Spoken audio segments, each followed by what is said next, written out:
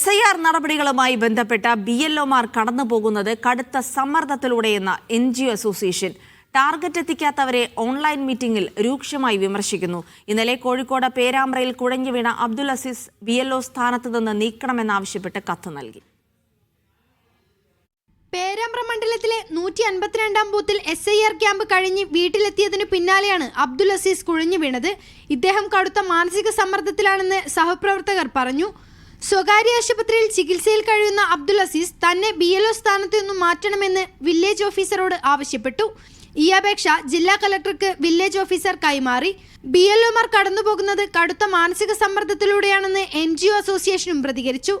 സമയപരിധി നീട്ടാൻ ആവശ്യപ്പെട്ടിട്ടും അധികൃതർ മുഖവിലക്കെടുക്കുന്നില്ല.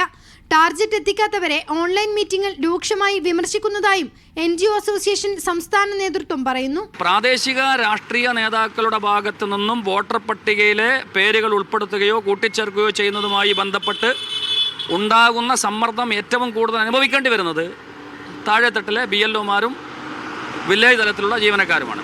അപ്പോൾ ആ അർത്ഥത്തിൽ ഇതിൻ്റെ ഭാഗമായി ഒരു ജീവനക്കാരനെയും ബലിയാടാക്കാൻ അനുവദിക്കില്ല എന്നുള്ള വളരെ കൃത്യവും വ്യക്തവുമായ നിലപാട് NGO അസോസിയേഷൻ ഈ കാര്യത്തിലുണ്ട്.